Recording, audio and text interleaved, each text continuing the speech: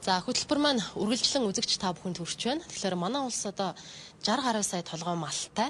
Тэгсэн мөртлөө махны чиглэлд ямар бодлого баримталдгийг, ямар хэмжээгээр бид экспорт хийж чадж байгаа юм. За яаж боловсруулж байгаа юм. Энэ боломжоо нэмэгдүүлэх тал дээр юу хийж байгаа юм бэ гэдэг чиглэлээр энэ удаагийн нэвтрүүлэг маань үзэгч та бүхэнд хүрэх болно. Ингээд студид хүрэлцэн ирсэн зочдоо үзэгч та бүхэнтэй танилцуулъя. За хүнс үдэ аж ахуй, хөнгөн үйлдвэрийн яамны, хүнсний үйлдвэрийн бодлогын хэрэгжилтийг зохицуулах газрын мэргэжилтэн Ариун Туяа манай студид ирсэн байна.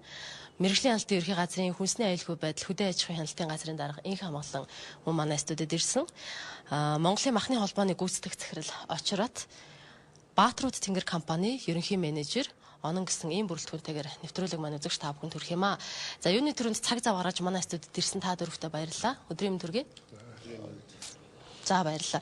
Тэгэхээр сошиал ертөнцөөр ч гэсэн сүүлийн үед мэдээлэл нэлээд явсан одоо юу гэдэг Монголын махыг те хятадууд маш их хэмжээгээр ингээд аваад байна гэд.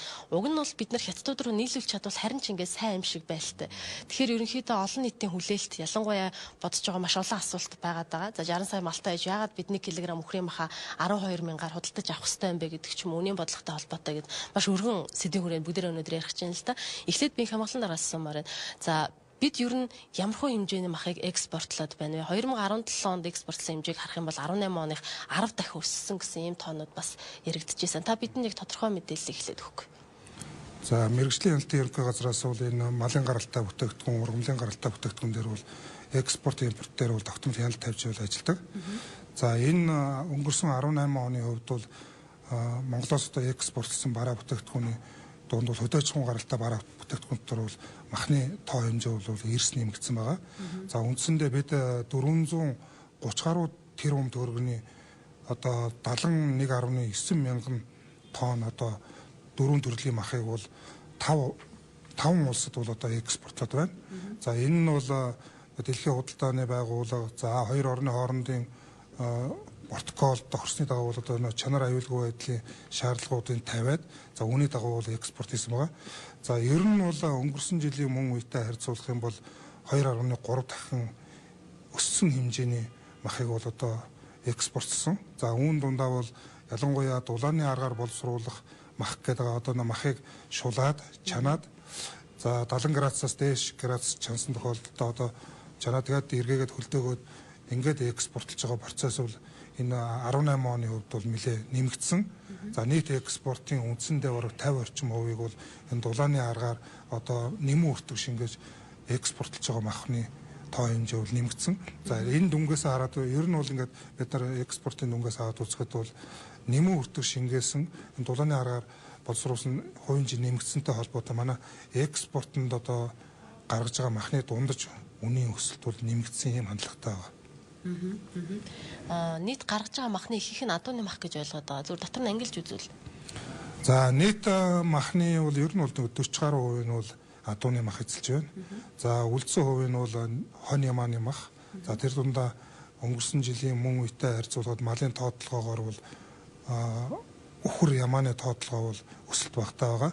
За энэ нь бол одоо яг адуу ямааны тоотлогооны экспортын бол хувийн хэмжээ өссөн ийм үзүүлэлттэй байна. Мах экспортод гаргахдаа ямар хөө байдлаар гаргаж ийнэ хэрэг аж ахуйн нэгжүүдийн төлөөлөл тодорхой байх гэж бодож байна. Шил Баатрууд Тэнгэр компани ямар улс руу ямар хэмжээгээр мах экспортлж байна вэ?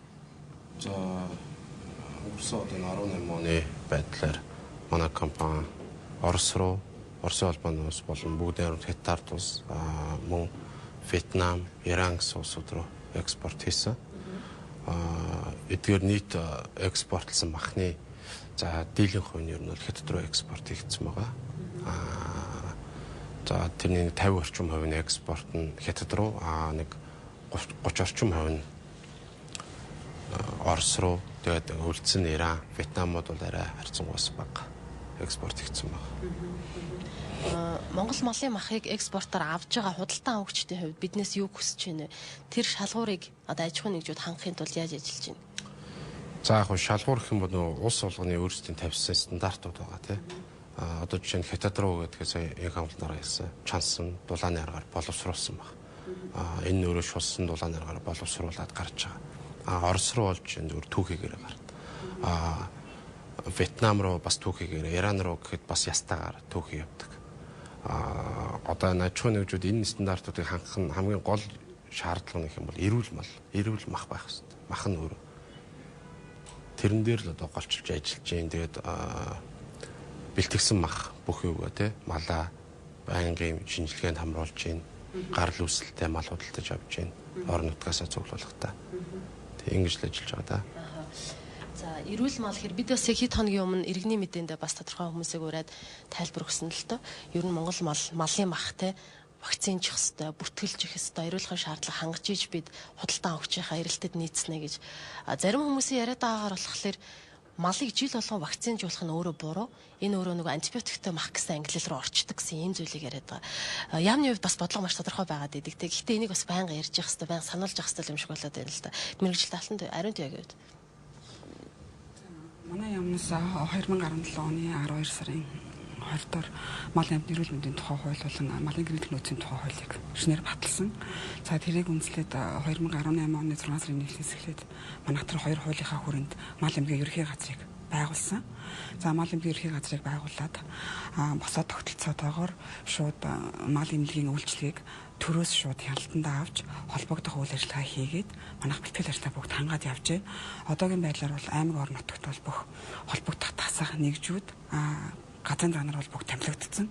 За 19 оны байдлаар ихэд хөрөнгө хуваах яг төсөв суугцсан югаараа бүтцээр ажиллах орон тооны чиглэлтэйгээр явж байгаа. За үндсэндээ юу гэх юм бол хүнстэй аж ахуйн яамнаас бол холбогдох мал эмнэлгийн ерхий газраас дамжуулаад аймаг орон нутгууд дээр бол малын үйлчлэгээ болон бүртгэлийн ажлыг нэлээд хариуцсан байдлаар хийж байгаа. За яагаад тэгэхээр манай дээр болохоор мал эмнэлгийн ерхий газрынхаа бүтцэндээ болохоор баталгаажуулалт, бүртгэл, за хяналт гэдэг бүх чиглэлийг байгаа учраас холбогдох чиглэлийн мэргэжлүүд маань мал эмнэлгийнхаа үйлчлэгийг доор бүрнөө холбогдох арга зүгээр хангаж орон нутагтаа ажиллаж байгаа. За үндсэндээ манайхаас ихэд 2018 оны 8 сараас хойш нэг малын өвчнөдтэй холбоотой асуудал нэгт хэрэг гарсангүй 50 замаар явж байгаа. Манайх тэгэхээр үндсэндээ бол үйл ажиллагаа боломжийн түвшинд хийж байгаа гэсэн бодолтой байгаа. Махны экспортын чиглэлийг баримталж байгаа бодлого юу бэ нэ? Тодорхой хэмжээнд одоо нэмэгдүүлэх зорилтууд бас тавьсан байгаа гэж найдаад байна. За засгийн газрын 2016-аас 20 оны мөрийн хөтөлбөрт бид нэр мах бүтээгдэхүүний экспортын хэмжээг 50,000 тонн хүргэнэ гэсэн зорилт тавьсан байгаа. Тэгэхээр одоо сая их хамгаалалтын даргын дурдсанаар экспортод гарсан махны тоо хэмжээ хэд дахин нэмэгдсэн байгаа нь бол ойлгомжтой харагдаж байна. Тэгэхээр бид нар юу вэ гэхээр үндсэндээ бол засгийн газрынхаа мөрийн хөтөлбөрийг биелүүлэхээс илүүтэйгээр гадаад худалдааны маань цар хүрээ улам өргөжиж цаашлаад ярих юм бол улс орондоо тодорхой хэмжээний мөнгөний орлого нэмэгдсэн байна. Дээрээс малчид орлоготой болж байгаа их усэр эндээс харагдаж байна. За махны холбооны байр суурийг бас сонирхмоор байна тий. Танай холбоо аж ахуйн нэгжүүдтэйгээ яаж хамтарч ажиллаж байна вэ? За хэдийгээр маш олон аж ахуйн нэгж байгаа ч гэсэн түүнийг төлөөлж байгаа байгууллага танайхыг гэж ойлгоод байна л да. За тэгэхээр Монголын махны холбоо бол үндсэн зорилго нь махны үйлдвэрийн гишүүн махны үйлдвэрүүдийнхээ мах боловсрох үйлдвэрүүдийнхээ эрх ашгийг хамгаалах, хэрэглэгчдийн эрүүл үнсээр хангах, тэр махны үйлдвэрийнхээ хөгжлийг дэмжих юм гол зорилготой байгууллага. За махны холбоо бол энэ жил одоо энэ экспортод хэмжээний мах өсснийг бол одоо нэлээд шашаалтаа хүлээж авч байгаа. Ер нь манай улсад сүүлийн 10 гаруй жилд хамгийн их нь 2010 онд 26 тонн мах экспортлсон. Тэгэл тэрнээс хойш 2, 3, 5, 4 гэсэн ингээд дандаа 10-ын дотор экспортлж байсан. За энэ экспортыг нэмэгдүүлэхийн тулд манай төр засгийн тэргүүнүүдээс эхлээд засгийн газраас эхлээд маш хөдөлмөр зарцуулсан. Олон оронд энэ махаа экспортлохлоор сурталчилсан, ярьсан, гуйсан. За тэгээ энэ жил энэ үгдийн үр дүнд бас манай малчтын мал өссөн. Манай үйлдвэрүүдийн үйл ажиллагаа жигдэрч байгаа. Энэ бүх нөхцөл шалтгаан олон талын нөхцөл шалтгаанаас болоод экспортын мах нэлээд нэмэгдлээ. Харин энэ үед бидний энэ экспортын мах нэмэгдлээ, дотоодын мах багтлаа гэсэн ийм юмыг бол аль болох ийм яриаг баг гаргах хэрэгтэй байна. Экспорт одоо арайч өндийгээд ирж яхад нь ингэж одоо янз бүрийн юм яриул бас олон түмэн малчтын сэтгэлгээ тэдний одоо санаанд нөлөөлж энэ ажил одоо бас ирч хүчин суларч болох юм. Ер нь Монголд бол экспортод гарах малын нөөц бол байгаа. Манай эрдэмтэд хөдөө аж ахуйн эрдэмтдийн эрдэмшилгээний хурал тавьсан саяхан ихтгэл хоньны махны талаар ихтгэл тавьж хилцүүлэх хийсэн. Тэрэн дээр Монголын эрдэмтдийн тогтоосноор Монгол жилд нэг хоньноос гулуузын жингээр 7 кг 500 г мах ашиглах юм нормтип байна гэж үзсэн. Тэгтэл өнөөдөр бол бид маш бага ашиглаж байгаа энийг. Тэгээд 7 кг бай гэхэд бид нэг хоньноос одоо ухаан 3 кг мах ашиглая гэвэл Монголын 30 сая хонь байна. Энээс 900 мянган тонн мах гарна гэсэн үг. Энэ чинь манай дотоод гадаад бүх хэрэгцээг хангаад 2 жилийн шахуу хэрэгцээ байна. Ийм учраас энэ дээр бол тэр мах одоо экспортоос болоод багслаа гэсэн ийм яриа бол орон зэсгүй байгаа юм. За үйлдвэрүүд бол үйлдвэрүүд экспорт хийдэггүй. Тодорхой тооны хэмжээний энэ одоо дархан метийн зөвшөөрөл авсан тэр тугаан импортлох орноосоо зөвшөөрөл авсан үйлдвэрүүд хийдэг. Ийм учраас цөөхөн тооны үйлдвэрүүд хийдэг. За тэгээд энэ үйлдвэрүүд өөрсдөө малаа нэтлж төхөөрн боловсруул ингээ гаргаж байгаа. Ийм л журмаар одоо экспорт явж байна. Одоо таны саяны хэлсэн бид бол ийм их хэмжээний махыг экспортлох боломжтой гэж байна. Энэ боломжийг юу бид хэр ашиглаж чадчихэв. Тэгэхээр манай Монголын махны үйлдвэрийн хөгжил бол сүүлийн 3 жилийн хугацаанд бол ялангуяа махны боловсруулах салбарт бол тоо хэмжээ нь бол асар их нэмэгдэж байна л да. За манай мэргэжлийн албан байгууллагын судалгаагаар ингээ аваад үзэх юм бол өнөөдөр улсын хэмжээнд 110 гаруй юм мах боловсруулах мал ядлахын юм үйлдвэрүүд бол байж байна. За энэний ихэнх нь бол одоо энэ Улаанбаатарын орчинд гадаадын хөрөнгө оруулалттай ийм үйлдвэрүүд бол байна. Тэгэхээр ерөнхийдөө сая махны холбооныхоо ярьж байна. Ер нь бол энэ мах экспортлно гэдэг ажил бол сүүлийн 10-аад жилийн одоо энэ төр засгийн бас хөөцөлж энэ протокол тохирох энэний үндсэн дээрээс одоо 2 жилийн өмнөөс эхэлж байгаа ийм том ажил байгаа. Тэгэхээр энийг хийхин тулд бүхэл бүтэн одоо хүнсний хуулиндаа өөрчлөлт орууллаа. За салбарын холбогдох хууль эрх зүйн орчин бий болголоо. Шинээр агентлаг бий болгож байна. Энэ хүчний үндсэн дээр одоо энэ махны экспорт бол нэмэгдэж байгаа. За тухайлбал одоо өнөөдөр хятад руу бол одоо энэ дулааны аргаар боловсруулах 19 зөвшөөрөлтөй компани байна. За махыг нэтлж боловсруулах 10 компани нийтээ ингээд 29 компани бол одоо хятад руу мах экспортлох одоо зөвшөөрөлтөй байна. Энэ бол одоо хятадын талын зөвшөөрлийг авсан компани гэж ойлгож байна. За Вьетнам руу бол үндсэндээ нэг 6 компани бол одоо зөвшөөрөлтөй байна. За Иран улс руу бол 2 компани бол өнөөгийн байдлаар бол экспорт хийж байна. Тэгэхээр Ираны зах зээл бол бас нэлээд нэмэн өртөг шингээсэн ийм зах зээл байгаа. Шинж зах зээл тэгээ бас нэлээд боломжийн хэмжээнд одоо өсөлттэй байгаа ийм зах зээл байгаамаа. Тэгэхээр бид бол үйлдвэрт мэргэжлийн албан байгууллагаас ямар шаардлагууд тавьж байгаа нөхөр ер нь бол дотоодын гэхгүй одоо энэ махан дээр бол хүнсний аюулгүй байдлын шаардлага бол их өндөр байдаг. Яагаад тэгэхээр одоо малын өвчин, за тарилга туулга бид одоо нийтэн одоо энэ өвчин гараад вакцинжуулалтын асуудал түрүү яригдж байна. Ер нь бол манай Монгол бол харьцангуй нийт малын бол одоо нэг 10 хүрэхгүй орчим хувьдаа л энэ вакцин янз бүрийн халдвар төвчний вакцин хийгдэг шүү дээ. Тэгэхээр л бол ихэнх 90 орчим хувьдаа бол бид нар бол энэ вакцинжуулалтыг бол хүрдгүү. Харьцангуй манай Монгол улсын махыг бол одоо дэлхийн улс орнууд бол цэвэр одоо байгалийн, экологийн энэ эрүүл мах байна гэж бол ялангуяа энэ шинээр нэгдэж байгаа зах зээлийн худалдаа авч нар их сонирхолтой байна. Тэр 10% вакцинжуулаад 90% вакцинжуулдгүй гэдэг нь ямар шалтгаан бэ? Гол чинь зөвхөн өвчин гарсан бүс нутагт энэ вакцинжуул тодорхой нэр төрөл дээр нь хийгдэг. Өнөөдөр Монгол улсад бол гоц халдварт өвчний 3 төрлийн өвчин байгаа шүү дээ. Шүлхээ, цэцэг, мялзаг гэсэн. Гэхдээ энэ бол өнөөдрөөр бол 50 байна. За энэ өвчин гарсан зөвхөн тухайн бүс нутагт хийнэ үхээс ингээд нийт нь бол энэ вакцинжуулалтыг бол хийгдгөө гэж бол ойлгож байна. Урдчин сэргийлэх зорилгоор. Тэгээ урдчин сэргийлэх тухайн одоо голомтын орчимд одоо хамгаалтын зорилттой вакцинжуулалтыг хийгдэг. Тэгэхээр л одоо улсын хэмжээний нийт одоо бид нар 60 сая малаа вакцинжуулаад байгаа тийм асуудал бол байхгүй шүү дээ. Одоо малчтын хувьд одоо юу гэдэг ямаа сургийг илүү өсгөх ийм сонирхолтой болцсон өгөөж нэгч гэдэг юм уу те ноолуурнаас эхлээд түрүүн бас их хамгаалсан дарга ярианд гарч ирсэн. Гэхдээ ямаа болоод үхрийнх бол тоо толгой нараа багассан гэжсэн те. Тэр сонирхол багасаад байна. Нөгөө бэлчээрийн даацд чи хамгийн халтай амтан бол ямаа гэдэг. Энэ нэг экспортод ямааны мах сонирхолтой байгаа учраас тийм тоо хэмжээ нөлөөлж байгаа. За экспортод гаргаж байгаа малын мах дотоодод байгаа малын мах хоёр бол мэдээж стандартын хувьд ч тэр боловсруулалтын хувьд ч тэр шал өөр байгаад байгаа тийм. Монгол малын мах бол одоо гэдэг гадагшаа харахтаа нөгөө эко мал, эко мах гэдгээр илүү үнцэнтэй байх гээд байна. Гэтэл дотоодын ийм уур амьсгал сөрөг байх нь тэр экспортод яаж нөлөөлөхөөр байна вэ? Та яамны хувьд юу гэж боддог вэ? Олон нийтийн хандлага. Манай яамнаас угаасаа ч урд нь хэрэгжүүлдэг байсан, хэрэгжүүлж байгаа. За 2019 оны төсөвтөр 4.6 тэрбум төгрөг суулгасан.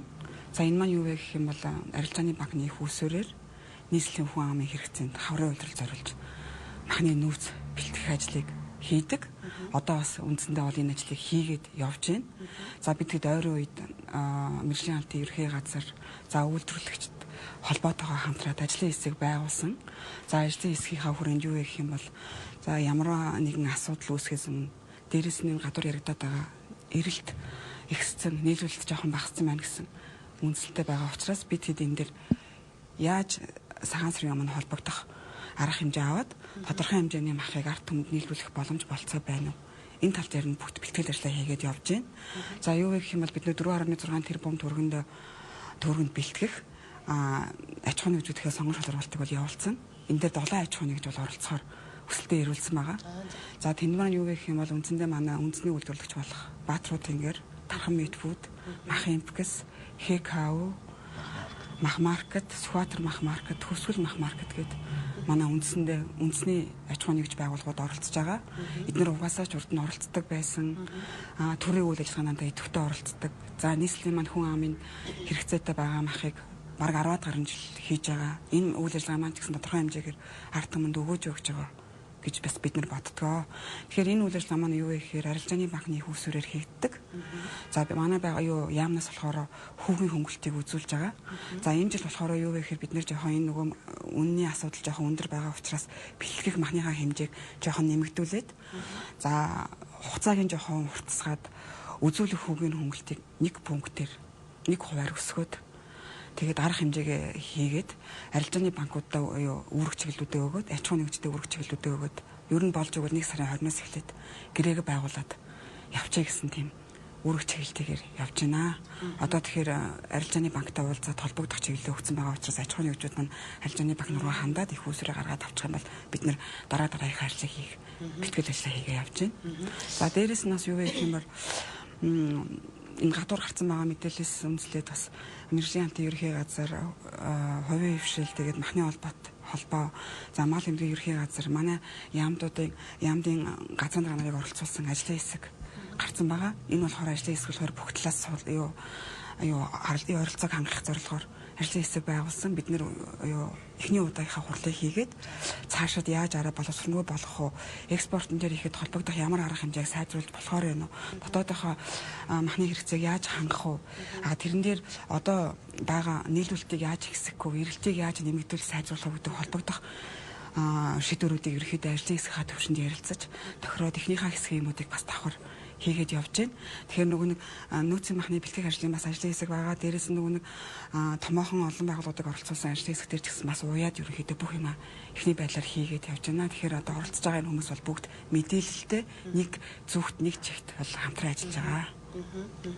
Нөөцийн махыг олон жил дараалан бэлтгэж байгаа компаниудын нэг бол танай компани байгаад байгаа тий. Тэгэхээр нэг нөөцийн махны хэдэн хувийг танай компани бэлдэж байна вэ? За энэ жилийн үед бол манайх 30% нь бэлтэж байгаа. Тий. Урдан жилүүд бас нэг 30%, зарим жилүүд бас 50% ч юм уу гэх хэмжээний тухайн жилийнхээ яваар бас нөө махны олдоц тий. Малын олдоцоос хамаарат ер нь оролцож ирсэн. Нөөцийн махны тухайд яригддаг нэг л асуудал байгаа. Тэр бол бүгдээрээ бид нар мэдчихэж байгаа тий. Чанарын асуудал гэдэг нөөцийн мах. Амт шимтгүү байна ч гэдэг юм уу. Хэрэглэгчид байнга нөөцийн махыг гоочилж голдог шүү дээ тий. Зөв стандарт ямар шаардлагаар яаж бэлтгэдэг вэ компани? Ер нь яг нөөцийн мах гэхээр бүр ингэдэг нэг хэдэн жилээр хатгалцсан юм шиг иймэрхүү бодолтой байдаг. Манай одоо иргэд тий. Нөөцийн мах нь ер нь бол 10 сараас эхэлж нэтлэгддэг. Тэр чинь өөрөө 4 сараас 2 сараас болоод бэлтгэж явсаар агаад 10 сараас 11 сар 12 сар. Тэгэхээр ерөөсөө зарах хугацаа маань өөрөө нэг 2 сар. Дандаа цагаан сарын өмнө яг эхэлдэг. Цагаан сарын үеэр угаасаа махны үн өсдөг учраас тэр үнийг барих энэ одоо нөө аян чинь өөрөө энэ үнийг барих зорилготой тий. Тэгэхээр цагаан сарын өмнө хүртэлэхээр одоо нэгсэн 3 сар л хадгалагдаж байгаа. Дээр нэмээд үйлдвэрээр бэлтгэсэн мах маань өөрөө ариун цэврийн стандарт шаардлагын дагуу нядлагдаад зайлагдаад одоо усаар шүршигдэж зайлагдаад ариутгагдсан гэсэн үг шүү дээ. Тэр чинь одоо гадна наалтсан юм уу те. Дээр нэмээд сунж хөлддөг. Махыг дүүжлээтэй хөлдөдөг. Гүн хөлдөвчд ордог. Махыг 35 хэмд огцон хөлдөөлт хийснээрээ мах маань өөрийнхөө шимт ижил өөрт байх хэрэгтэй те. Хүний бид хэрэгтэй бүх юмыг хадгалаад аваад үлдсэн байдаг. Тэгэхээр нөөцийн махны хувьд бол чанартай гэж хэлмээр. Түүнээс одоо юу гэдгийг орон нутагт бэлдсэн огцон хөлдөөлт хийгдээгүй мах маань өөрөө чанараа тодорхой хуваар алдчихж идэг. Энэ одоо нөөцөлж энэ аяны хүрээнд бэлтгэж байгаа махнууд бол яг үйлдвэрийн аргаар бэлтгэдэг учраас чанар бол одоо маханд байх ёстой бүх эрс бодис бүх юм бол шингэж хадгалагдаж байгаа гэсэн. Нөөцийн мах хизээнээс судалтаанд гарах гэдэг бол хамгийн их одоо хүмүүсийн асуудаг асуулт. Ялангуяа цагаан сараар махны үн хөөрөгдөд хүн болго ууц тавина, бууц юм гээд махны хэрэгцээ нэмэгддэг болохоор. За одоо тэгэл цагаан сарын өмнө л одоо нэг цагаан сарын өмнө 14 хоногийн өмнө ч юм уу ер нь л жилийн жилдэл тэгж эхэлдэг. Тэр үеэс эхлэх багтын. Тэгэхээр одоо энэ жилийн үед бас 1 сарын 20 одоо бид нэр ингээд яамтайгаа гэрээгээ хийгээд гар авсгаа зорчих юм бол ажиллагаа ер нь л эхлэхдээ явна гэсэн. Мах бол бэлтгэгдсэн билэн байгаа. Мах ер нь бэлтгэдэг бараг дууссан байна. Нөөцийн махны одоо үн ямар байх вэ? Нөөцийн махны үнийг энэ жил яаж тогтоогоод байна вэ? За хүчиж хонхор дээр үхрийн мах 1 кг 9500, за хоньны мах 6000 гарантай байна гэж ингэж манаас төлж бас энэ 7 хоногийн ихэр мэдээлжсэн. Тэгэхээр энэ үнэтэй яаж өрсөлдөхөр байгаа бол? Юу нөөцийн махтай холбоотой тусгал ажлын хэсэг гарсан байгаа. Биднээс ажлын хэсэг дээр энэ бас үнийг бас ярилцдаг. Бас хамаарал нь юу вэ гэдгийг бас тогтоодог. Тэгэхээр манай яамнаас барьж байгаа бодлого гэхээр мэдээж зах зээлийн үнээс бол бид нэр бага үнээр тогтоосон үнээр гаргадаг. 2017 оны 18 оны хувьд бол бид нэр тухайн үед болохоор харьцангуй бас бага үнэтэй байсан учраас бид нар 2018 онд бол үндсэндээ үхрийн махыг 5500-аар, хоньны махыг 5300-аар, ямааны махыг 4400-аар бол гаргаж ирсэн. Одоо бол яг ажлын хэсгээс яг эцэслээд тэтэн төгрөг гэдэг бол тоо мэдээ бол гаргаагүй. Бид нар холбогдох дүн шинжилгээ хийгээ явж байна. Гэхдээ бид нар аль болох үндсэндээ өвчт сонхор заах, за меркури дээр ямар үнэтэй байна, бусад газар ямар үнэтэй байна гэдэг мэдээллүүдийг бид нар тогтмол авч байгаа. Манай яамны хажуу талд малчин давлах 109 мэдээллийн төв байгуулагдсан. Тэрнээсээ бас давхар мэдээлэл аавна. Тэгээ гол нь нөгөө статистикийн газрын холбогдох мэдээллүүдээ бүгдийг аваад дүн шинжилгээ хийж агаад хамаарлуудаа гаргаж агаад ямар ч хэсэн зах зээлээс худалдаалах хүнээс бага үнээр худалдаалнаа. Тийм бол зорилготой байгаа. Бодлогоч тэгж авч байгаа. Цаанаас тогтоосон үнээр өгдөг. Тэрнийхээ ачаар бид нэр аж ахуйн нэгж байгууллагуудаа 11% хөнгөлтийг үзүүлэхээр ерөөхдөө тогтож байгаа. Ажлын хэсгээр яриад. Тэгэхээр үндсэндээ аж ахуйн нэгж байгууллагуудын арилжааны банкнд хандаад их усрээ бэлтгээд авчих юм бол бид нэр гэрээгээ байгуулаад дараа дараагийн ажлыг хийгээ явуулна гэсэн бодолтой байж байгаа. Арилжааны банкнда хандаад гэдэг нь энд 1 сарын 20-наас өмнө амжих ажил хэрэгдэж байгаа юу? Ер нь бол амжилтны гэж тооцоолж байгаа. Тэгээ ажлын хэсгээс аль болох өнөөс шахаад. Ягаад л цагаан сарын жил эрт болсон те. Тэгэхээр аль болох бас төрөвчсөн маягаар ер нь бол ажлын хэсэгт хуралдаал байнга л хуралцчихлаа гол та. Тэгэл хэрэглэгч талдаа холбоо яаж ажиллаж ийн вэ гэдгийг би асуумаар байна л да. Өөрөөр хэлбэл сая та ингээл харсан байх. За хятадууд баах мах худалдаж аваад дотоодын мах нь мах олдохгүй ингээ мах үнэтэй болчихлоо ч гэдэг юм. За нөөцийн мах ингээ гарч ирлээ гэдэг. Нөөцийн махт ийм байна гэдэг ингээ хэрэглэгчдийн зүгээс холбоо ирэх шиг яаж хамгаалж ажиллаж байна. За тэгэхээр хэрэглэгчдийнхээ санал хүсэлтийг нөөцийн мах гарсан үед бид нь байнга явдаг. Нөөцийн махт одоо худалдаалдаг хуваарьтай дэлгүүрүүд байдаг. Улаанбаатарын хэмжээгээр одоо 100 гаруй 200 шахуу дэлгүүр. Тэргээр бас одоо тусгай хүмсүүд яваад махны албаны хүнтэй цуг яваад тэр хэрэглэгчдийн санал хүсэлтийг сонсдог, үн баглаа бодол чанарын шалгадаг. Тэгэхээр нөөцийн махны чанар дээр нэг анхаарах юм бол юу гэхээр ерөөсөө нөөцийн махыг энэ бол одоо Монгол нэг 10 гаруй жил бэлтэж байна. Эхний үед бол нөөцийн мах бэлтгэлийн ажил бол яг номороо явдаг байсан. Яагаад тэгэхээр 7 сард бүх компаниудтайгаа гэрээ хийгээд нөөцийн мах бэлдэнэ гэсэн. Тэгээ банкны хөнгөлөлтөө юу тэр зээлийг олгодог байсан. Ингээд компаниуд бол 7 сараас одоо мөнгө аваад 8 сард малаа бэлдээд бүгд өөрсдөө үзээд эрүүл бүсээс одоо ямар тар хүчний шаардлага хангасан малаа бэлдээд өөрсдөө үйлдвэр дээрээ төхөөрөөд ингээ хөлдөөгөөд 9 сараас эхлээ 9 сарын сүүлчээс юм уу надлгаагаа 9 10 сард ягаад 11 сард одоо энэ холбогдох газрууд хөдөө аж ахуйн яам, Улаанбаатар хотын захиргаа, мэрэгжлийн хяналт, мал эмнэлэг, за тэгэл цагдаа тагнуулаас бүгд очиж шалгадаг байсан. Өнөө авсан мөнгөөр хичнээн тонн мах бэлдсэн байна. Яаж бэлдэж үү? Ариун цэврийн байдал тэр бүх зүйлийг шалгаад ингээд агт учаа за эднийх 48 хоног бэлдсэн байна гэдэг ийм зүйл гаргаад тэгээд одоо нөөц юм хэдийд гарах шаардлагатай байна тэр үед нь маха одолдоонд гаргадаг байсан. Тэгвэл сүүлийн үед одоо болжоод нөөцийн мах бэлтгэхийн шийдвэр одоо ямар учиртай юм мөнгө санхүүгээс бол тийм үү ерөөсө 11 12 сард л гарч ийн шийдвэр. Тэгэхээр энэ үйлдвэрүүд чинь хөдөөнөөс яг өөрсдөө сонголт хийсэн малаа авчраа төхөөрөх болцоогүй болчдөг. Хөдөө яг уу одоо зүгээр гар юм уу тэр бэлдсэн мах авдаг. Тэр дотор бол янз бүрийн юм байдаг байсан.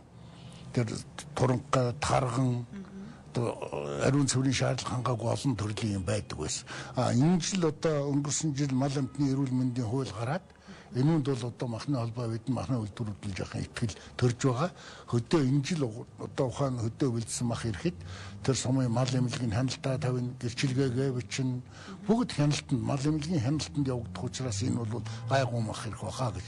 Урд жилүүд бол одоо хачин юмнууд ирдэг бас энэ манай авсан үйлдвэрүүд мэднэ. Тийм учраас нөөцийн махыг бэлдэх юм бол цаашдаа ер нь бэлдэж явах юм бол яг л эртнээс гэрээ хэлцээр хийгээд хизээний 10-11 сар ихтэл нөөцөнд хөдөлдөх бүх мах зойрондоо бэлэн болсон байх хэвээр. Зойрон татгалсаар махны чанар муудахгүй шүү дээ. Зойрон татгалал одоо энэ жил 9 сард яасан махыг хойжл 8 сард идэхэд хоолойгоо идэх яг л хэвээрээ байгаа. Ерөөсөө тэр өнгө зүс нь хуурахгүй тэр чин нарийн технологи нарийн грац ингээ хяналтаар өдөр тутам хянаад ингээ барьж яддаг учраас тэгээ манайхны дотор нэг ойлголт бол үйлдвэрт нэдэлсэн мал усаар угаачдаг. За тэгэл одоо мах зойронд гэдэг нэг тийм зүгээр нэг тийм нийтийн ярианаас үүсчихсэн тийм ойлголт байгаа юм. Ойлголт байна. Тийм учраас энэ үйлдвэрээр нэдэлсэн махыг хэрэглэх асуудал бол хамгийн чухал одоо эрүүл мэндийн өнөөдрийн янз бүрийн хүнсний гаралтай элдв өвчин хордлогууд элбэгссэн үед үйлдвэрээс гаргасан эргэж буцах мөрдөх шалгах газартай номын дагуу бэлдсэн энэ махыг идвэл бүх хүний аминд үлзийтэй гэж би одоо үздэг юм да энийг л. Нөөцийн мах бэлтгэлийн хугацаанд өөрчлөлт оруулсан дээр та тайлбар хэлэх үү? Юу гэдэг. Нөөцийн мах 10-11 сард шийдэгдэх шалтгаан гэхээр нэг манайх ч нөгөө сангийн яам руу төсөв суулгах гэж саналаа явуулдаг. Тэгэхээр нөгөө нэг сангийн яам цаашаа чуулган оруулдаг. Тэгэхээр холбогдох хуулийнхаа дагуу 11 сарын 15 гэхэд төсөв яг батлагддаг. Тэгэхээр бид нар нөгөө төсөв суусан мөнгө хараад дараагийн ажлаа явагдахаар нөгөө яг энэ тогтолцооны хувьд л гол мөт жоох ингээд зөрүүтэй асуудал бас гараад байгаа байхгүй. Уг нь яг ярьж байгаагаар бол яг 7-8 сарын хавцаа хэлэх юм бол дараа жилийнх нь яг ингээд аж ахуйн нэгж байгууллагууд нь газар дээр нь яваад холбогдох хөөстөө шаардлага тавиад мал махаа бэлдээд болтлох байтал нөгөө нэг төсвийн тухай хуулиа харсаар байтал маань асуудал ингээд жоохон ойртогдчихдаг тийм жоохон юм байгаа юм. За юу их энэ жилийн үед бол юу жоохон хугацаа сонгосон хэр ер нь бол 8 сар орчим хугацаанд бид нар хийдэг байхгүй юу. 1 сард гэрээ байгуулаад зурлаа гэхэд нэг 9 сарын 1 ихэд дуусдаг. Тэгээ манайх гэрээгээ дүгнээд тэгээ холбогдох санхүүжилттэй байгууллагуудын хооронд хийж дуусаад тэгээд одоо нэг дараа жилийнхаа ямиг бэлдэж эхэлж байгаа шин орж байгаа байхгүй юу. Сая болохоор 10 сар гэхээр нэг бас банкны нөгөө хүүгийн асуудал дээрээс нь нөгөө хугацаа богино байгаа учраас аж ахуйн нэгж байгууллагуудаа уулзж агаад сая бас хэлцэл шахуу хийж холбогдох шийдвэрүүдийг жоохон гаргаж байгаа. Тэрэн дээр юу гэхээр 10 сар 8 сар байсныг 10 сар болгож байгаа. Аж ахуйн нэгж байгууллагууд банкнд төлөх хугацаа нь 10 сараар болно. Манай яам тэрний 11% хүүгийн мөнгөлт өгтөө 10 сараар тооцож өгч байгаа юм. Дээрээс нь болохоор юу гэх юм бол хүүн болохоор хуучаа 10 байсныг нь 11 болгож арчийн хэсгээ хүрээ шийдвэрлэж байгаа нэмж байгаа. Тэгэхээр яагаад гэвэл энэ ажиллагаанд нөгөө нэг долоо аж ахуйн нэгж ороод 10,000 тонн орчим мах бэлтгэж байгаа учраас эднэрт маань нөгөө нэг очих ачаалал нь жоох ихсэж байгаа байхгүй юу. Баадрууд тэнгэрийн хувьд гэх юм бол 3,500 тонн тархан мэд бүдтэй гацуг. Мах эмпкс ХКФ өдрөгийн нийлээд үзэх юм бол 3,400-500 тонн орчим. Гээ явчаар эднэр нөгөө нэг банкны хөөсрөөр авахар чинь нэлээд хүндрэлтэй байгаа. Тэгээ олон тэрбум төгрөг аваад төлөх хугацаан дээр бас нэг жоохон богинохан байхаар аж ахуйн нэгжид тодорхой хэмжээний хүндрэл гараад байгаа мó гэдэг утгаар нь ярилцж агаад хугацааг нь сунгасан 2 сараар. Тэгэхээр эднэр 2 сар нэмэгдүүлчээр 10 сарын хугацаанд банкнд хүүгийнхаа зээлээ төлж дуусна гэсэн үг. За нөөцийн махны худалдааны явцад хяналт тавих байгууллага бол одоо мэргэжлийн хяналтын байгууллага байгаад байгаа тийм. Тэгэхээр энэ яг явцад нь ямар шалгалт яаж хяналтаа тавьдیں۔ За нөөцийн мах бэлтгэжсэн компаниуд мөнгөө зориултын басаар ашиглаж исэн гэсэн ийм асуудал өнгөрсөн жилүүдэд бас гарч ирсэн учраас энэ чиглэл хяналт шалгалт ороогүй юм уу, аль эсвэл нүдээ дараад өнгөрч үү гэсэн ийм бас асуудал гарч ирсэн шүү дээ тийм ээ. Тэгэхээр нөөцийн махыг бэлтгэж байгаа үйлдвэрийн газрууд, за худалдааны газрууд бол манай нийслэл дүүргийн мэргэжлийн хяналтын хяналт тавьд явдаг. За энэ дээр бол харьцангуй энэ үйл ажиллагаа тогтмолцсон учраас зөрчил бол харьцангуй гайгүй. Энэ дээр бол яг үндэсний хэмжээний томоохон компаниуд ордог учраас олон улсын стандарт ISO нэвтрүүлсэн ийм орчинд бас махаа бэлтгэж байна. Агуулгах зойрын хувьд боломжийн битг. Тэгэхээр энэ дээр бол чанарын асуудал дээр баг зэргийн асуудал гарна ухаас ерөнхийдөө тэр бүтээгдэхүүний чанар аюулгүй байдалтай холбоотой бол харьцангуй гайгүй. Ер нь бол ингээ Монгол улсын хүнсний хангамж ингээ аваа үзэхэд бид нар энэ хаврын удирдлын хангамжийн асуудал гол асуудал үүсдэг. Ер нь махч гэлтгүү одоо та хүн мэдж байгаа сүү цагаад төмөс хүнсний ногоо гэд яг ингээд хаврын 3 сараас 6 сарын хоорондох нэг юм 3 сарын Улаанбаатарын энэ томоохон суврын газруудын хүнсний хангамжийн асуудал дээр асуудал гардаг байхгүй. Тэгэхээр энэ дээр л хамгийн гол нь бид ямар үйл ажиллагаа явуулах вэ гэхээр яг тэр агуулгах зойрыг бол энд хангалттай хэмжээнд энэ томоохон суурин газруудын орчинд бий болгох ёстой. За тэрийгээ дагаад тэр тухайн орон нутгийн засаг даргын тамгын газруудын тухайн хүн амынхаа хүнсний хангамжийг хариуцах ёстой. За үүнтэй уялдуулаад Улаанбаатар хотын одоо засаг даргын тамгын газраас хэрэгжүүлж байгаа энэ Улаанбаатар хотын хоёр талд бол хоёр том махны үйлдвэр баригдаж байгаа асуудал байгаа. За эх жилээс бол энэ нэг нь ашиглалтанд орох юм байна лээ гэж ойлгож байгаа. За энэ орох юм бол бас хүн амынхаа хүнсний хангамжийн чанартай эрүүл аюулгүй хүнсээр одоо махыг нийлүүлэхэд нэлээд том хувь нэмэр үзүүлнэ гэж байна. За махны үнийн асуудал сая яамныхаа ярьж байгаа нь бас энэ дээр бол монголчууд бол харьцангуй хямд үнэтэй мах идж байгаа юм. Бид нар одоо яг адилхан ийм нөөцтэй адилхан энэ мал аж ахуйн оронтой газартай үнийг харьцуулаад үзэх юм бол 2 дахин хямд мах идж байгаа. За өндөр хөгжилтэй орнуудын одоо энэ жижиглэн худалдааны махны дүнтэй харьцуулаад аваа үзэх юм бол 4-өөс 5 дахин хямд үнэтэй махыг бол бид дэлхийн зах зээлийн түвшнээс бол хямд хэрэгжилж байгаа. Тэгэхээр яг манай улсын хувьд бол харьцангуй бас махны хэрэглээ их өндөртэй тоонд ордог. Одоо Бразил, Америк, Австрали зэрэг одоо яг адилхан энэ махны том үйлдвэрлэл өгсөн орнуудын хэмжээний ийм хэрэглээнд мах хэрэгэлдэг. Нэг хүн одоо дунджаар норм хэмжээгээр 120 гаруй грамм махыг одоо килограмм махыг жилдээ ингээ хэрэгэлдэг. Энэ нь бол одоо дэлхийн хамгийн их мах хэрэгэлдэг одоо улс орнуудын чагсаалтын тоонд орж явдаг шүү дээ. Махсаг гэж тэ. Тэгээд тэгжиж жилийн эрсдэс энэ уур амьсгалт бас хүмүүс нь тасан зогсож амьдардаг ч гэдэг. Тэгэхээр бас сүүлийн үеийн одоо энэ манай энэ хүнсний эрдэм шинжилгээ судалгааны ажилчдуудын хийсэн судалгаагаар ингээ бас аваа үзэхэд бол бид нарын бас өөр төрлийн ургамлын гаралтай бүтээгдэхүүний хэрэглээ нэлээд нэмэгдсэн байна гэж үзэж байгаа шүү дээ. Ялангуяа одоо энэ жимсхний хэрэглээ, за буурцах дургамал, за хүнсний ногооны хэрэглээ бол нэмэгдсэн. Суурин газарт бол одоо махны хэрэглээ харьцангуй бас багасч байна гэсэн юм. За нөгөө талаас энэ хангамж дээр ингээ ярихад бол энэ Улаанбаатарт одоо нийтдээ 360 гаруй мянган өр хайл байж байна. За үүний чинь үндсэндээ 3-ны 1 нь уу 30 гаруй хувь нь бол идэж тижээлээ нөөцлөлждөг. Дандаа нэг өдөө ах дүүнерээсээ нэг идшээ авчдаг. Монголын уламжилт одоо махны хангамжийг бүрдүүлдэг ийм уламжилт мах бэлтгэлийн тогтолцоонууд байна. Тухайлбал нөгөө борцоо хийгээ те хавар борцоо иддэг манай уламжилт ийм аргатай. За дээрэс нь одоо ялангуяа өдөө ах дүүн байдгүй ихэнх өр хайлууд бол ичээчдэг. За энэ нь бол үндсэндээ бас нэг байгаль цагаагаар юунаас хамаарат хаврын нэг 4-5 сар хүртэл хэмжээнийхээ махыг нөөцчдөг. Тэгэхээр энэ дээр бол энэ махны бас яг ийм хямд байгаа үед манай бас нийслэлийн хүмүүс бол бас тодорхой хэмжээнд нөөцөлж хэрэглээнд тохируулж ингэж явах нь бол бас зохистой л доо. Гэхдээ одоо энэ хамгаалалтын дарга сайн хэлж байна. Махны монголчууд бол харьцангуй хямд мах иддэг гэд. Олон хүн таны саяны хэлсэнтэй санал нийлэхгүй байх гэж бодоод байна л да. Үхрийн мах жишээлбэл 12 мянга гэхээр гар дээр одоо юу гэдэг 500 мянган төгрөгийн цалинтай онд бол 1 кг үхрийн мах 12 мянга байвал хямд санагдахгүй л байх л та. Таавал шүү дээ хамгийн өндөр үнэтэй меркурий ч юм уу те хамгийн нөгөө гол махын ангилдсан шин хамгийн өндөр тансаг хэрэглээний махыг яриад байна шүү дээ. Тэгэхэд бол одоо дундаж махны үн өнөөдөр л шүү дээ.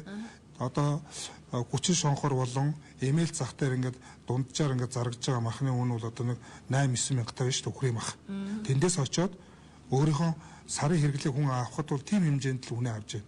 За бөөнөр нэг хоньны гулуузыг авахд өнөөдөр нэг 6,000 гарантай л тэндээс авч шүү дээ. Энэ бол бид нар одоо ингээ яхаа вөхөр нэг яг өнөөдөр өндөр үнэтэй байгаа нэг багагийн хэмжээний юм ангилсан хэмжээний тийм махны өндөр үнийг яриад байгаа боловч нийт масс зах зээлийн хэрэгжилж байгаа махны үн бол харьцангуй доктортой байгаа.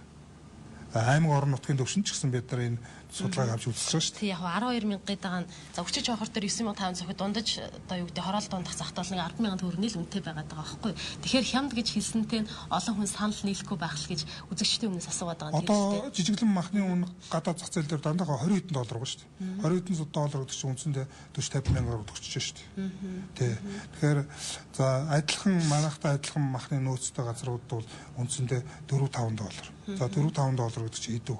17-8 20 мянга. Тэр улсуудад одоо юу гэдэг нэг Монголд идэх шиг олон мал байхгүй.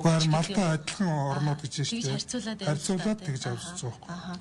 Тэгтэл энэ махны үнийг хэн яаж тогтоогоод байна вэ? Одоо нөгөө яригддаг ченжүүд тий гар дамждаг ченжүүд тогтоогоод байна уу? Тэднийг яагаад байхгүй болгож болдгоо ингэж маш их асуудаг.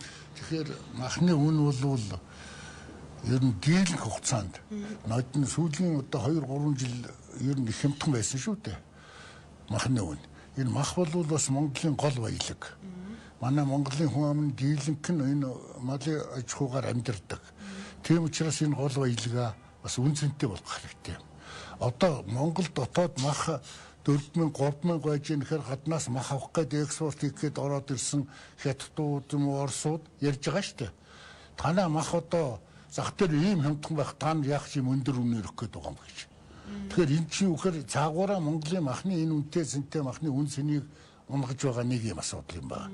За дотоодод зарахад сая инкомглон дарга хэлдэг зүйл дөө энэ хот дотор олон янзын үн байна шүү. Хотын захад энэ нийтийн өргөн зах дээр бол махны үн хямдхан л байна. Ялангуяа бөөнөр нь авдаг, гулуузаар нь, гуяа хаагаар нь авдаг хүнд бол ерөн зүгээр бас хүмүүсүүд ярьж байгаа юм л да. Хүмүүсүүд амьдрал муу байна. Тийм бөөн мах авч чадахгүй хэсэг хэсгээр нөө. Тэгвэл манайд энд бэлэн гарцсан стандарт байна. Манай эрдэмтэд стандартын хэмжүүрийн газраас гаргачихсан малын махыг 3 ангид хуваацсан. 1 2 3. Энэгээр нь дэлгүүрүүд бол одоо тэр махаа аваад ингэж ангилж зармаар байгаа. Тэгэхээр ухаан өнөөдөр манайхан чинь хоньны махыг авчираад бүгд л 7,000 6,000 гүл тэр чигээр нөхөж байна. Тэр стандартаар бол энэ богц чөмөг, шагаа чөмөгч гэдэг юм хөзүү 3 дугаар зэрэгэд арай хямдхан үнэлэх болсон одоо. Тараанд нуруу юуны хавгээд бас арай хямдхан. Гой 1-р зэрэг хааны одоо сул махтай хэсэг нь ингээд. Тэгэхээр ер нь одоо бас энэ худалдааг боловсронгуй болох хэрэгтэй байгаа. Алийн болгон одоо тулгаж тийм нэг ингэж явах. Тийм учраас махыг ангилаад хэн хүмүүсийн одоо карманд байгаа мөнгөний хэмжээгээр махаа зарвал хүмүүсүүд төртэй юмжтэй. Гоё идэх өндөр үнэтэй гоё идэх хүмүүсүүд нь өндөр үнээр нь гоё нэг. За мөнгө нь хөрөлцөхгүй хүнд нь тэр чөмөг үзүү ч юм уу чи сайхан мах шүү дээ. Үнэн хэрэг дээр энэ хамгийн сайн чанарын мах л байгаа. Монголчууд л их өөхтэй зузаан махтай бол сайн гэдэг шиг юм чи. Иранууд манай орон дээр л ерөөсөн хамгийн сайн чанарын мах нь чэйжний мах гэж байна шүү дээ. Одоо шул жангал бол тусгай хайрцсан тэгээд тусгай ангилж өгч чэйжний мах юм. Манайхан бол энэ гоё талын дээр махын сайн гэдэг байдаг. Тэгэхээр энийг бас бодож ойлголттой энэ махыг бол ингээд худалдаанууд ингэж гаргавал хүмүүсүүдийг бас тэгж бухимдуулаад байхгүй. Тохирсон мөнгө өгөөд тохирсон үнээрээ мах аваад байх юм болцоотой. Ингэж ангилж зарна гэхээр одоо шууд ингэх боломжгүй юу? Хэрэглэгч яагаад одоо жишээл энд гарцсан юм хэрэгжихгүй байгаад байна те? Хэрэглэгчдийн эрэлтэд нийлүүлээд ингэж зараад байна уу? Юу хүлээгээд байдаг юм бэ? Яг саяын хамгаалалтанд аргач хэлж байна, очир утгаж хэлж байна те. Манай монголчууд нэг арт талдаа дандаа нэг орон нутагт нэг хамаатан сатаах дүнэр байдаг те. Тэгээд бэлдээд хийждэг. Манай компанийн хувьд бид нар махыг жижиглж ангилж гаргаж ирсэн. Тэгэхээр одоо мэдээж тэр чинь жижиглээ жанслаад ингээ явж өртөг шинжилж байгаа те. Тэгэхээр тодорхой хэмжээнд юу гэдгийг гулуузаар авснаас мэдээж үнэтэй болчихж байгаа. Сая очир утгагийн хэлдэг шиг тэр ангилгаа маань өөрөө яг л одоо саяны хэлсэн энэ 3 төрлийн ангилгаагаар л ангилагдж байгаа. Арай хямдхан тий. Тэгэхэд гол нь хэрэглэгч тэрийг худалдаж авч чаддаг. Манай монголчууд бас махны хэрэглээ айгүй өндөртэй уламжлалаараа одоо яг л мах хэрэглээ сурцсан ард түмэн мөртлөө яг энэ хэрэглээний зөв зөвхөстэй юу бас айгүй муу мэдээлэл муутай байдаг. Хэрвээ тэр махыг жижиглээд яг тэр жижигснээр нь хадгалаад тий чүргшөндөө игээд идэх юм бол энэ өөрөө шимшүүсэн болон тэр тэжээлэг чанар нь хадгалагдж идэг. Тэгтэл бид нар чинь одоо бөөнөр навч хөрөгчөндөө хичээл гаргаж ирж гисгээгээл буцааж хийгээл те энэ тоолонд энэ махны чанар өөрөө муудаж идэг. Одоо юу гэдгийг 2 3 гаргаад ирэхэд тэр мах зүгээр л гиз дүүргэх л болдог байхгүй. Түүнээс тэр мах ямар нэгэн байдлаар одоо уурга өгч юм те тийм ямар ч үгүй болдог. Тэгэхээр энэ чиглэлийнх нь хэрэглэгчтэй мэдлэгийг бас дээшлүүлэх ажил бас байгаад байна тийм. Тэрийгсээ сурталж үйлдвэр махны юм байна, ийм ашигтай шүү гэдэг. Энийг илэрхийлэхийн тулд бидний ядаж хооч үеэс эхлэх хэрэгтэй. Манай махны холбооноос олон удаа тавьж байгаа. Энэ үйлдвэрээр төхөөрсөн малын цэвэр эрүүл ахуйн шаардлага хангасан махыг эдэж сургахын тулд төсвийн газрууд цэцэрлэг цэцэрлэг, сургууль, эмнэлэг, за тэгээд цэрэг байна. Энэ газруудад эдэн бол маха дандаа төсвийн мөнгөөр бэлдэж байна. Төсвийн мөнгөөр өрсөн. Тийм учраас төрийн байгууллагаас төсвийн мөнгөөр хүнснийхээ махыг бэлддэг энэ газруудыг заавал үйлдвэрээр төхөөрсөн мах авахыг одоо зохицуулсан тийм хууль эрх зүйн акт гаргах хэрэгтэй. Хүчрхийлэлтэй хууль эрх зүйн акт тэр ягаад гэвэл төр нэгэнд мөнгөний өгч байна. Тэр үйлдвэрээс мах авна гэдэг чинь хүч хэрглээд нэх муу юм руу зүтгүүлж байгаа юм биш. Эрүүл хүнсээр энэ олон хэрэглэгчдийг хангая. Бид наадмын үеэр хичнээн хүн хорддог лээ. Тэр наадмын үед гарч байгаа ганцны махнуудыг бүгдийг махны үйлдвэрүүдээс аваа. Махны үйлдвэрүүд төлөлцөөтэй мах байж байдаг. Авдаггүй. Тэгээд энэ хаана нэг огтор нэтс юм нэг малын мах аваад ингээд янз бүрийн юм ийд. Тийм учраас энэ дээр энэ манай мэрэгжлийн хялт жижиг хөдөө аж ахуйн яам жижиг энэ бүгд л тэгвэрч байхгүй нэ эрүүл их магаах яам энэ дээр их оролцох хэрэгтэй юм байна шүү дээ. Хүний гол тэжээл дээр. Эрүүл мэндийн яам. Тэгэхээр энэ дээр бол одоо яг тийм махыг бэлдэхдээ үйлдвэрээр төхөөрсөн махыг л хэрэгэлдэг болох хэрэгтэй. Ялангуяа сун бүгдэд цэцэрлэг сургууль байж байна. Аймаг үрдүүч энэ бүгдийн энэс эрхлээ сурчвал тэгээд цаашдаа үйлдвэрийн мах чухал гэдэг. Ер нь дэлхийд Монголоос өөр энэ гидсийн хататчгаараа хийгээ алаад иддэг юм ус байхгүй. Цөмөрөө л үйлдвэрээр гардаг өрч байгаа. Энэ дээр энэ их хосрогдол манай. Энд улсууд ирээд махны талаар ярьдаг юм л да. Яад нэдэлдэг юм хэрэг өнөөдөр жоох би өчтөр мах идсэн тэгж алсан мал юм ах уу гэж асууж байгаа шүү дээ гадны хүн. Тэгэхээр эн чинь бид энийг бас нэг дэлхийн нийтэд хөлөө зэрэгцүүлж алхахын тулд идэж ухаач гэсэн бас нэг өөрсдөө эрүүл мэндийн тусын тулд тийм мах л хэрэгэлж сурах хэрэгтэй байна. Ингээд сурвал улам боловсронгуйлна махны үнц олон төрлийн үнэтэй байж болно дэлгүүрт. Ингээд одоо хүн бүхэн хэрэгцээгээрээ өөрийнхөө одоо эдийн засгийн боломжоор ингээ хоолундаа бэлтгүүлцээд. Төрөний таны яриад байгаа тэр төрөний нөгөө л өртөг нэмэгдэх асуудал яригадаад байна те. Энэ тэгэхээр нөгөө хэрэглэгчдийн дийлэнх массаас бас тэгж сайн дэмжлэг авахгүй байх асуудал байх гэж бодож байна л да. Тэгэхээр эсвэл энийг одоо махны холбооныхны хэлдгээр хуульчлаад явах хэрэгтэй юм уу? Алгуур энэ алхам руу угаасаа сэлжиг нь бол гарцаагүй байх л гэж хараад байна. Энэ асуудал урд нь бас яригддаг байсан. Тэгээ яг тэгэхээр нөгөө төрийн худалдаа төрийн мөнгөөр худалдаа авалт хийж байгаа учраас энэ рүү хандуулах юм бол ядаж цэцэрлэг сургууль, за баталгаа хамгаалах тий хорих цэргийн байгууллагад ч гэдэг юм уу нийтээр хэрэгжилж байгаа газрууд өргөдүүлээрээ боловсруулсан махан бүтээтүнийг хэрэглэх гэдэг асуудал яригддаг. Энийг бол манай яам хийгээгүй шийсээ. Сая үндсэндээ манай 2018 оны 11 сард засгийн газраар асуудал оролцуулсан. Бид нар яг энэ тусгаалаад аймаг орон нутгийн хацдаг даргаанд үүрэг өгсөн байгаа.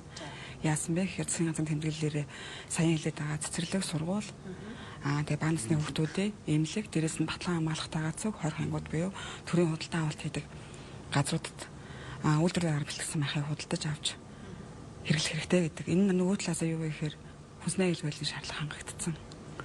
Бүтээгдэхүүн бөгөөд үйлдвэрлэлд шиг тийм шаардлага хангагдсан гэсэн үг. Тэгэхээр энэ ядаж цаашаа чанар аюулгүй байдал баталгаа хангагдаж байгаа гэсэн үг. Тэгэхээр манайх энэ дээр бол засгийн газрын хуралдаанаар оруулаад асуудлуудыг шийдвэрлсэн одоо хэрэгжүүлэх ажил боловсруулж байгаа.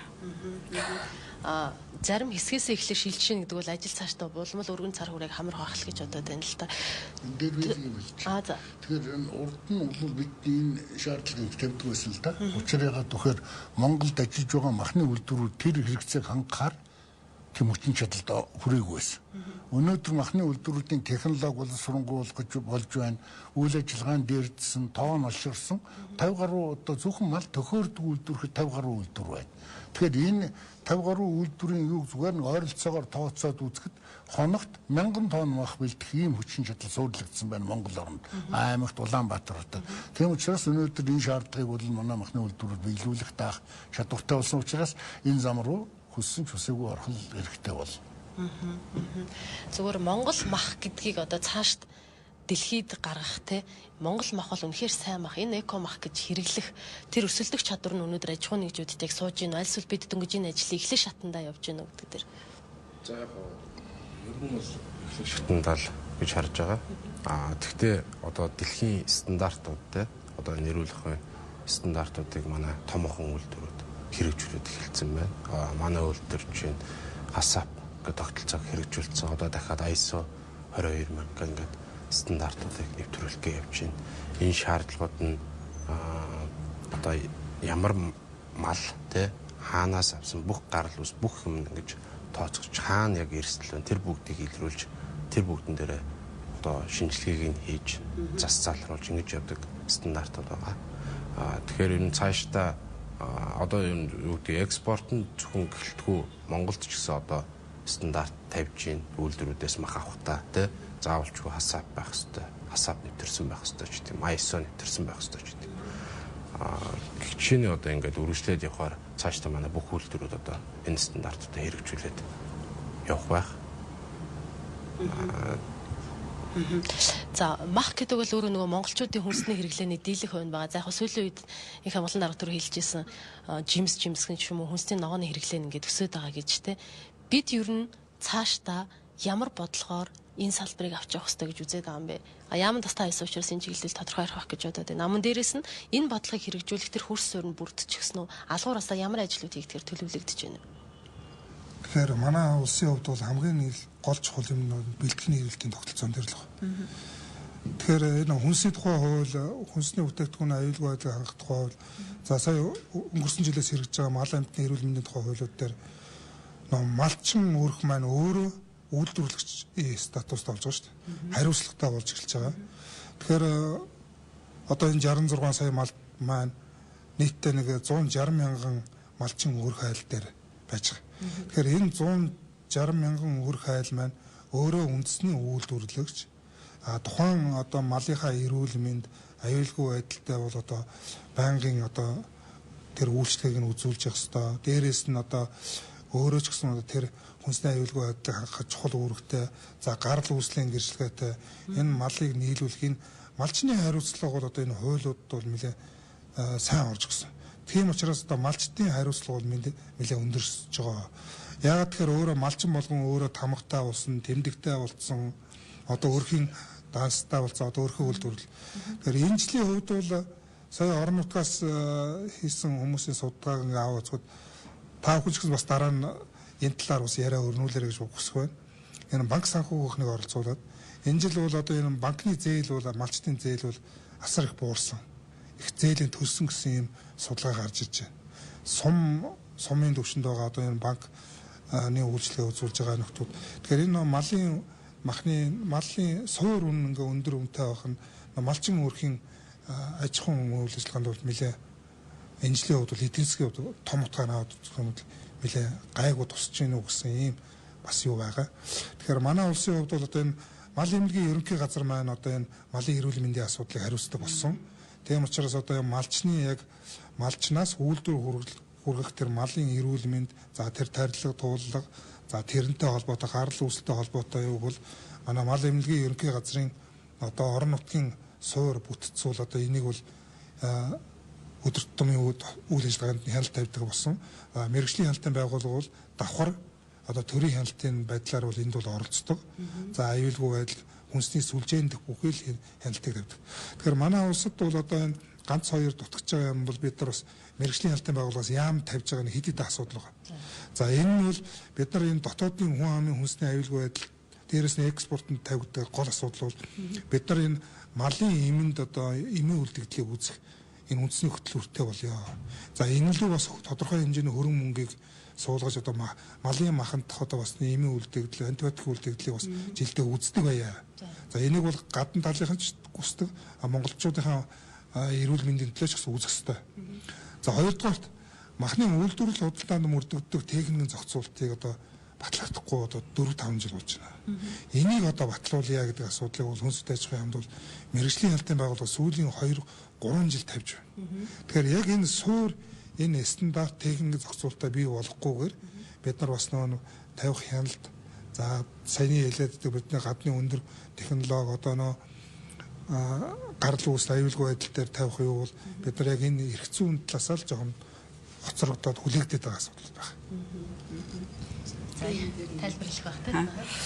Энэ хамгаалалтын дарга хэлж байгаа тас санал нэг байна. Яагаад тэгэхээр сая махны үйлдвэрлэл болон анхан шатнаас ахуулаад хэрэглэгчийн ширээ хүртэл үе шатны бүр дээр махны техникийн зохицуулалтын асуудал бас яригдана. За энэ болохоор үйлдвэрлэл болон худалдааны яриас давхар ярьж байгаа. Тэгэхээр энэ юу гэх юм бэ? Сая миний хэлээдсэн 2017 оны 12 сард батлагдаад сая 2018 оны 6 сарын 1-ээс мөрдөж ирсэн мал амт эрүүл мэндийн тухай хууль гарсан. Тэр хуулийг дагаж гарах дүрм журмтай бас уялдуулах ёстой. За тэгэхээр юу гэх юм бол энэ дээр чи бас нөгөө нэг амьд мал амт ингээд уртлын үйлдвэрлэгчээс уртлын шат руу орчиж байгаа учраас нөгөө мал эмнэлгийн ерөнхий газраас буюу мал амт эрүүл мэндийн тухай хуулийг дагаж гарсан дүрм журмтай уялдуулж техникийн зохицуулалтаа хийхгүй бол би тэрнээс өөрчлөх юм бол дараад нь хэцүү болчиход ирсэн. За одоогийн байдлаар бол манай дээр энэ ажлын хэсэг гарчихсан. За 2019 оны төлөвлөгөөнд суудсан. За би бол болж игэл 4 сард батлуулчих гээл зүтгэж байна. За дээрэс нь юу гэсэн бэ гэвэл стандарт технологийн хуулиар батлагдаж гарсан. За энэ тэгэхээр юу гэхээр техникийн зохицуулт маань угаасаа баг хууль шиг болчиход байгаа гэсэн үг. Тэгэхээр би энэ шинэ хууль гарсан байгаа учраас тэрнтэйгээ уялдуулахын тулд бас нэлээд зохицуултуудыг хийх болцоод идэг. Манай бол энэ төлөвлөгөөнд 4 сард батлуулах үүргийг авсан. Энэхдээ засгийн газар орж батлуулах хэрэгтэй. Тэгэхээр би ямар ч гэсэн энэ хагасчил дотроо багтаагаад техникийн зохицуултаа батлуулаад гаргачих гэсэн үүрэг амлалтаа бол ажиллаж байна да. За ярилцах цаг маань үндсэндээ дуусч байна. Өнөөдөр бид бас мах гэсэн сэдвийн хүрээнд ярьлаа. За махны экспорт ерөнхийдөө үн гэсэн энэ сэдвээс ярилцлаа. За нэг асуултыг асуугаа марцсан байна. Мах хэрэглэгчийн гар дээр очихлоо хэдэн шат дамжлагыг дамжиж байна. Энийг цөөлөх бодлого юу байгаа юу?